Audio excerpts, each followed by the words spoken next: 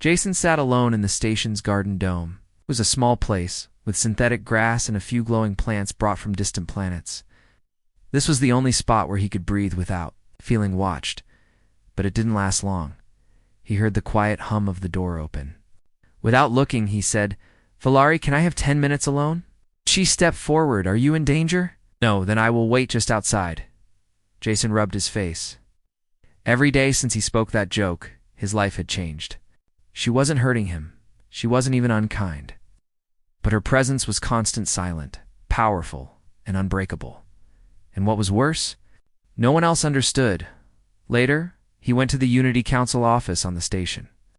A group made up of representatives from different species. The human official there was Commander Lin. A middle-aged woman with sharp eyes. "You're saying she's bonded to you because of a misunderstanding?" Lin asked. "Yes," Jisan said. "I said you as a joke. And now she's following me everywhere like I'm her life partner." Lin raised an eyebrow. "The Sire don't do things halfway." "You must have triggered something." Jason leaned closer. "Can't you just talk to them? Explain it was a mistake?" Before Lin could answer, the door opened. 2 tall Sayari males entered the room, dressed in robes. Their expressions unreadable. They bowed to Lin, then looked at Jason. "You are the one who spoke the binding word," one said. Jason stood. "Yeah, but it was a joke. I didn't mean it. There is no false meaning in the bonding tongue," the other replied. "The thread between minds is created by intent and instinct. Even unspoken desire forms the first root." Jason frowned. "What does that even mean?" Commander Lin cut in. "What are his options?" The Sayari glanced at each other. "There are 2 paths. One, he completes the rite of echo, which ends the bond. It is painful. He may lose part of his memory, perhaps even forget the one he is bound to." Jason swallowed. "And the second? If he dies, the bond fades naturally. The Sayari will mourn, but the thread will break." Jason stared at them. "So it's either forget everything or death." The Sayari nodded once. "Choose soon. Valari's in distress. Her mind is already changing." Jason returned to his quarters, his thoughts spinning. The door opened. Valari was inside, sitting on the floor. She looked up slowly. Her eyes weren't glowing as much. She looked tired. "You're not sleeping," Jason said. "My thoughts are too loud now," she replied. "Your mind echoes in mine." Jason sat down near her. "Why did you bond?" "So easily. Don't your people resist it?" She nodded. "Yes, I swore never to bond." "After what happened to my sister?" Jason tilted his head. "What happened?" "She bonded with a human soldier. During the Morn War, he died in battle. When his body fell, so did hers. Not from wounds, from heartbreak. The mind of the Saharias, soft. Once opened, she lost herself." Ow. Jason felt something shift inside him. Guilt, maybe. Or sympathy. "And now you've done the same." "With me, yes," Valari said. "But I was not tricked. I chose. Your words may have been light, but your eyes were honest." Jason looked away. "That's just how I talk." She placed a hand gently over her chest. "Then perhaps your people speak with their hearts, not just their mouths."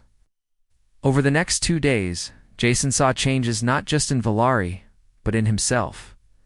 She began showing him flashes of her memories through brief touches. Like standing near a burning temple, flying across white clouds on a beast made of light, sitting as a child beneath a glowing tree with her sister, and at night. Jason began dreaming of things he'd never seen, memories that weren't his. He dreamt of stars falling like rain, and of Valari standing alone in the middle of a red desert, calling his name. He started to talk to her more, not because he had to, but because he wanted to. "What do you eat?" he asked one afternoon in the station cafe. She looked at his plate of fried rice. Not that he chuckled. Fair. She took out a small silver cube from her robe and placed it on her tongue. It dissolved instantly. "What did that taste like?" he asked. "Memory," she replied. Jason frowned. "Pff, like remembering something?" "Yes. The flavor is chosen by emotion. Today I felt longing. so it tasted like the scent of old fire. He blinked. That's poetic? Weird, but poetic? She tilted her head. You smiled. I like that. Jason looked away. Not making this easier, you know? Later that night, he asked her something more serious. If I do the rite of echo, will it hurt you? Valera's face darkened. Yes, I will lose your colors, your sound. You will fade from me. He nodded. And if I don't do it, you will remain always. You cannot run. I will follow, even into death if needed. Sighed. That's the scary part. She looked at him. To me, the scary part is losing you. He paused. Why me? I'm just a guy, a tech engineer. I don't have power. I don't have some amazing past. You joked with me, she said. No one ever does that. The next morning, he woke up in his quarters. The door was sealed. The station's AI spoke. Human Jason Ward, movement restricted. Please remain in your room until further notice. But there was no answer. He tapped his cum device. Velar, you're out there. Number. Replied. He banged on the door. Valari, are you there? Then he heard something. A voice outside. Terminate before instability spreads. His presence weakens her. Jason's eyes widened. Someone was planning to remove him. He kept listening, heart pounding. It was the Sci-Fi Council, they decided. That the bond had made Valari unstable and Jason was the root. They wanted to end him quietly suddenly. The lights flickered. The door opened. Valari stood there, breathless. Her eyes were glowing brighter than ever. Come now. Didn't argue. He followed her through side passages and service tunnels. She moved fast, like a shadow. They want to kill me? Jason asked. Yes, she replied. They believe you are harming me. That you are poison to my mind. I thought I was part of you now. You are. That is why they fear you. They reached a docking bay. An old transport ship sat ready. It looked broken, but Valari ran her hands over it, and it came to life. Get in. Jason climbed aboard. Where are we going? Somewhere they can't reach us. A moon colony outside their law. Jason looked at her. You're betraying your own people for me? She looked back. No, I'm choosing you. There is a difference. As the ship lifted off, alarms began to ring across the station. Jason watched through the window as Zareth Prime became a small dot behind them. He sat back in his seat, heart still racing. Valari sat across from him, her eyes never leaving his. Jason, she said softly, if I asked again, what do you want? He looked at her, and for the first time he wasn't sure what to say, because maybe, just maybe, the answer had changed. The transport ship moved through empty space. Its engines were old but working. Beside the windows, stars passed like silent watchers. Inside, Jason sat quietly, still trying to process everything. Across from him, Valari sat with her hands resting. On her lap, eyes closed. Her silver hair floated gently, as if there was still some gravity from her old world around her. Jason leaned forward. How long until we reach the moon colony? 17 hours, Valari replied without opening her eyes. You should rest. I can't sleep, he said. Not after almost getting killed by your people. Valari opened her eyes slowly. They do not hate you. They fear what you've awakened in me. Jason raised an eyebrow. I didn't awaken anything on purpose. But you did, she said. And now my mind feels different. Lighter, louder. He sighed. That's what human presence does. We talk too much, joke too much, and break every rule. Valari looked at him. That is what I like most about you. Jason looked away, his heart beating a little faster. The next few hours passed slowly. Jason explored the small ship while Valari kept checking the course. He found a small chamber filled with floating crystals and dim lights. What's this room? He asked. Memory chamber, Valari replied. Sayari vessels hold memory for long journeys. They help the mind stay centered. Jason walked in. The crystals around him started to glow. He suddenly saw images bright, fast, emotional. A planet with glowing trees, children running in silver fields, a tall tower with voices singing from its top. Then fire. Explosions, screams, soldiers falling, a voice crying out, "Valari?" Jason gasped and stepped back. The images faded. Valari appeared beside him, her voice calm. "You touched my memories." "I didn't mean to," Jason said. "I didn't know they were yours. They are yours now, too." "The bond shares more than space. It shares soul echoes." He looked at her. "You lost someone in that war, didn't you?" Valari nodded. "My sister died screaming my name. I could feel it across the stars." Jason stood in silence. "I'm sorry." Valari placed a hand on the wall. "That is why I feared bonding again.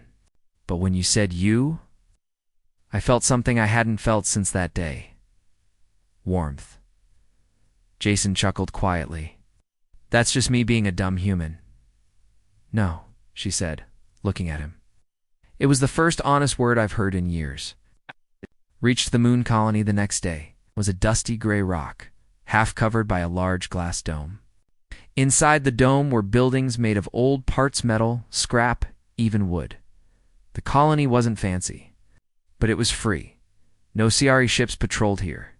No laws from the Unity Council. It's travelers, exiles, and wanderers. As they walked through, the main street people stared at Valari. Sayari were rare here, almost never seen. Jason leaned closer. "Try to keep your eyes from glowing too much. You're kind of famous now." Valari tilted her head. "Do I glow when I look at you?" "Yes." "It's distracting." She smiled slightly. "Then I will not stop." They rented a small room in a corner of the colony. Only one bed, no view, but it was safe. Jason sat on the edge of the bed, rubbing his eyes. "I need answers, Valari. This bond between us, is it real or just something your people forced into you?"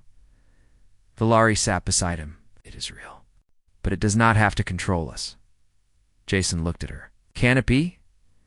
Chosen instead of automatic?" She nodded. "Yes, there is a way. The echo of will. It is rare, but when both bonded souls choose freely without tradition, without ritual, the bond becomes stronger, pure." Jason frowned.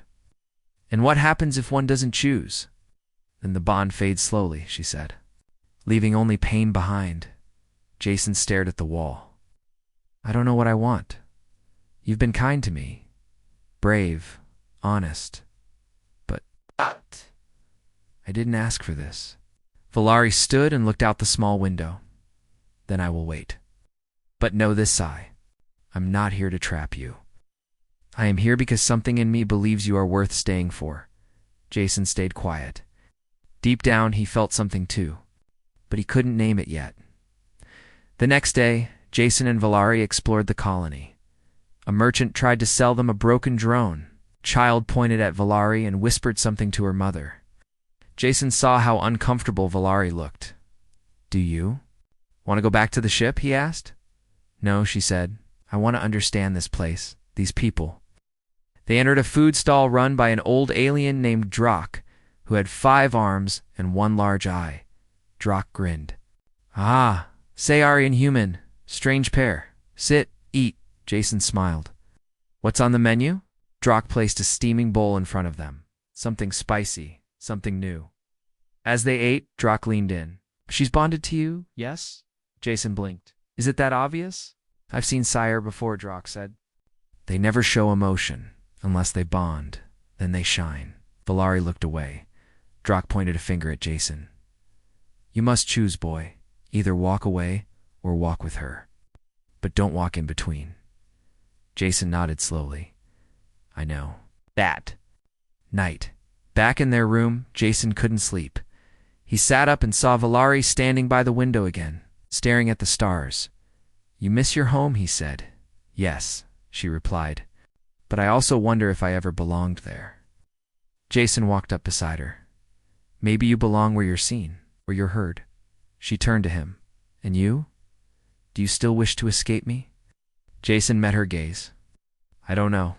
I'm scared, but I'm not running anymore." Her eyes glowed softly. Then you are braver than you think. They sat together on the floor, side by side. Tell me something human, Valari said. Okay, Jason replied. We have a thing called dancing. When music plays, we move our bodies to it. No reason, just fun. Valari blinked. That sounds ridiculous. It is, he said with a grin. But it makes people happy. Valari looked curious. That would. You dance with me? Jason laughed. Right now? There is no music. But I can create a rhythm. She tapped her fingers softly against the floor. A slow beat. Jason listened and nodded. He stood up, held out his hand. Let's try it. Valari stood as well. They moved slowly, awkwardly, but together. Silence, with only the soft beat of her fingers and the sound of their breathing. In that moment, Jason felt something shift inside him. Maybe this wasn't a prison, maybe. It was the start of something real. As they sat down again, Valari spoke gently. The bond does not have to control us. If we walk the echo of will, we can choose each other. Jason looked at her, and if I choose you, what happens then? Minds and memories align fully. We will know each other deeper than words. There will be no secrets. Jason swallowed. That sounds scary, it is, she said. But also beautiful. He looked down at his hands. Can I think about it? Valari nodded. As long as you need, I will wait. That is my promise. Jason looked into her star-filled eyes, and for the first time, he didn't want to run. The moon colony sky was a dull gray, but the stars beyond the glass dome burned bright and sharp. Inside the small room Jason and Valari shared, the air felt tight. Jason sat on the edge of the bed, staring at the cold metal floor. Valari stood by the window, her silver eyes reflecting the distant stars. Jason broke the silence. I've been thinking about what you said, the rite of echo. What exactly happens during it? Valari turned slowly. It is a sacred ceremony. The bonded souls focus their will to either confirm or sever the bond. If severed, memories and emotions linked to the bond fade. The bond dies. Jason nodded. But if I choose to keep it, then the bond deepens. The memories merge. Your minds will be connected as one. Jason swallowed hard. Sounds intense. It is. Days passed with quiet tension. Jason wrestled with his fear of losing who he was, his memories, his freedom. Valari waited patiently, never pushing, but always near. Her presence was comforting and strange all at once. But outside their quiet refuge, trouble brewed. One evening, as Jason worked on a small communicator, a sharp knock came at the door. Valera's eyes narrowed. They have found us. Jason opened the door cautiously. Two men stood. They're rough-looking mercenaries hired by the Sci-Fi Council. We're taking him back. One said gruffly. Jason's heart pounded. No, I'm not going anywhere. Valari stepped forward, her eyes glowing bright silver. You will not touch him. The mercenaries hesitated, sensing something more than just a warning. Valari's power felt real and dangerous. Leave now, or face the consequences, she said softly but firmly. The men exchanged nervous glances, then backed away.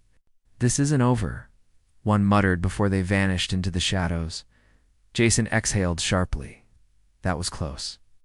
Valari sat beside him. They fear what we have become. They want to destroy us both. Jason looked at her, the weight of their situation pressing down. We need to get off this colony. The next day, Valari led Jason to an old shipyard hidden beneath the colony's dome. It was filled with broken vessels, forgotten by most travelers. She ran her hands along the hull of a sleek, dark ship that looked ancient but still strong. This ship is ours, Jason smiled faintly. It looks like it's seen some battles. Valari nodded. So have we. As they worked to repair the ship, Jason and Valari grew closer. They shared stories Jason told of Earth's blue skies, the smell of rain, and the sound of waves crashing on beaches. Valari shared memories of Sawari festivals filled with light and music, and the sacred tree that stood in her childhood village. One evening, under the soft glow of the shipyard lights, Jason looked at Valari. If we're going to face the Sayori Council together, I want to do it as partners, not prisoner and guard. Valari smiled softly, the glow in her eyes dimming to a gentle shimmer. Partners. The day of their escape arrived. The ship was ready. Engines hummed quietly, and the air inside smelled of metal and new beginnings. Valari piloted the ship as Jason checked the systems. As they prepared for takeoff, alarms blared across the colony. Sawari patrol ships were launching faster and, more heavily armed, Jason gripped the control panel. They're coming. Valari's eyes sharpened. Then we fly fast. The ship lifted off, shaking with the force of the engines. Outside the window, patrol ships gave chase, firing plasma. Blasts that lit the void. Jason manned the weapons controls, firing back when needed. Valari guided the ship expertly, weaving through asteroid fields and dodging blasts. After tense minutes, they broke through a hidden tunnel in an asteroid belt, shaking their pursuers. Safely beyond the reach of the Sayori ships, Jason slumped. In his seat, that was insane. Valari smiled. You fought well? Jason laughed softly.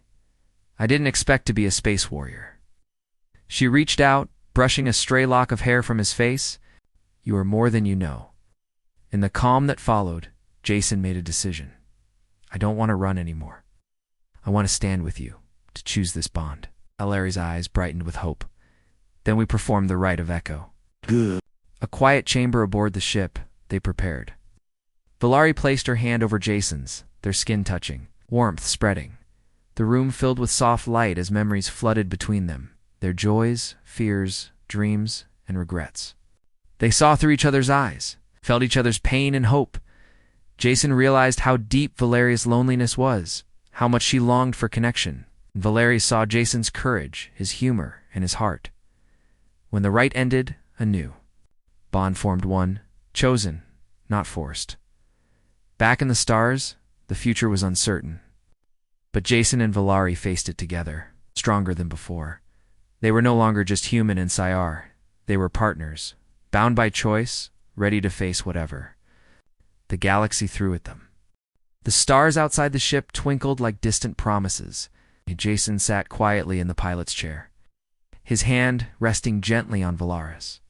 The bond they had just sealed with the rite of echo pulsed between them, warm and strong. Valari looked at him with eyes filled with a new light, not the cold silver glow of the past, but a soft, radiant shine. It is done, she said softly. We are bound by choice. Jason smiled, not by accident, not by mistake, by choice. They both knew that this bond was different. It wasn't a trap or a curse. It was a connection born from understanding, respect, and something deeper, hope. Their first mission as bonded partners took them back to Sa-Ari space. The Unity Council waited for them in a grand chamber filled with light and shadows. The same council that once wanted Jason removed now listened carefully as he and Valari stepped forward. Jason cleared his throat. We come not as enemies or prisoners. We come as equals. Valari nodded. The bond between us was not forced. It was chosen freely. We ask that the old laws be reconsidered. A tall council member spoke. Humans in Sayari are very different. Your bond defies tradition. Jason looked around the chamber. Maybe it's time for new traditions. Built on choice and respect, council murmured among themselves. After long minutes, the leader spoke. We will allow the bond to remain under observation. But you two must prove this is the future. Jason and Valari exchanged a glance, determination shining in their eyes. Back on the ship, they prepared to leave. Where will we go now? Jason asked. Valari smiled. Anywhere. Everywhere. Together. Jason grinned. Sounds like an adventure. As they traveled through the galaxy, the bond deepened. They shared memories not only of pain and loss, but also of laughter and hope. Jason taught Valari to dance under alien moons, to laugh at silly jokes, and to enjoy the simple moments. Valari showed Jason wonders of the universe's ancient secrets, forgotten languages, and the beauty of connection. One quiet night. Jason looked at Valari and said, "Remember when I joked you?" She smiled softly. "Yes. It changed everything." Jason laughed. "I never thought a joke could be so serious." Valari reached out and took his hand. Sometimes the smallest words carry the greatest meaning.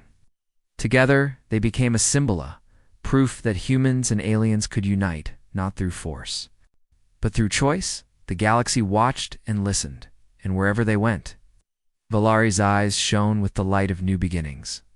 Jason whispered, "What do you want now?" She smiled. "Still you. Always you." For many years, Queen Cyrilla of Varelia had mourned her only daughter, Lyrea. Lyrea had vanished during a diplomatic mission to a nearby star system. Her ship had been attacked. Wreckage was found drifting in space. No life signs. The galaxy had assumed she was dead, but the Queen had never truly believed it. Now, 21 years later, a signal had arrived. Weak, faint, but real. It had been sent in an old royal encryption code, one only the royal family knew. The palace was silent. As the message played in the Queen's chamber, a shaky voice, a whisper, a face on the screen, older, tired, but unmistakable. "Mother, ... It's me. I'm alive." The Queen's hands trembled. Her advisors stood frozen behind her. Lyrea was alive, and she was calling from the human sector. Commander Thalon, leader of the Queen's elite retrieval force, stood before the throne the next morning. "Set course for the coordinates," the Queen said firmly. "Find her. Bring her home." Thalon bowed. "Yes, Your Majesty." It took 5 days to reach the location. Small, dusty colony planet called Saran 3, far from Varelian space. No major cities, no government centers, just farms, traders, and humans living simple lives under a twin sun. Thalon's shuttle landed near. A quiet village surrounded by silver-leafed trees. He stepped out with 2 guards, armor shining, banners folded. They didn't want to alarm the locals, but they didn't need to search long. A group of villagers watched as the tall Varelian commander approached. Among them stood a woman with long white hair and eyes that shimmered like starlight, eyes every Varelian knew. Princess Lyrea. She stepped forward slowly. Her clothes were human-made, worn but neat. Her face had changed, older, wiser, weathered. By years away from the palace, but her presence was still noble. Thalon kneeled. "Princess Lyrea, we have come to return you home." Lyrea did not smile. Her hand gently reached behind her. From the crowd, a young boy stepped out. He looked no older than 10. He had tanned skin, dark hair like a human, but his eyes, those same shimmering eyes, marked him as something more. "This is my son," Lyrea said calmly. "His name is Kale. If I return, he returns with me." Thalon hesitated. The Queen had not been told of a child, especially not a human child. Still, he nodded. "Then we will return together." The journey home was quiet. Lyrea sat beside, her son holding his hand tightly. Kale looked around the ship, full of wonder. He had never seen such technology, had never left his village before. Thalon observed silently. Lyrea spoke little. But at night, he heard her tell Kale stories of stars, of a palace far away, of music that echoed through golden halls. She told him of her mother, the Queen, and how once many years ago she had flown among the stars with purpose and pride. When the ship finally reached Varelian space, Lyrea's heart beat fast. From orbit, the capital city gleamed like crystal. Tall towers, flowing rivers of light, and the golden palace at its heart. It was all just as she remembered. But she also knew nothing would ever be the same again. The Queen stood at the edge of the landing pad as her daughter stepped down from the shuttle. Lyrea paused, eyes meeting her mother's. The 2 women stared at each other, one regal and proud, the other worn and changed by time. Then Lyrea stepped forward and embraced her. Tears fell down the Queen's face. "I thought I lost you," she whispered. "I almost was," Lyrea said. "But someone saved me, a human man." She pulled back and motioned to the ramp. "And this is his son. My son." Kale stepped forward, nervous but curious. The queen knelt down, her gaze deep and unreadable. Kale spoke in a small voice. "Are you my grandmother?" Queen did not speak for a long moment, then she nodded slowly. "I suppose I am." That evening, the royal court gathered for a private audience. The return of Princess Leorea was a miracle. But the sight of a half-human child beside her sent shockwaves through the nobles. Whispers echoed through the grand hall. Is he really hers? A human bloodline? He cannot be in line for the throne. This changes everything. Leorea stood tall beside her son. "I will not hide him," she said loudly. "He is my child." Ow.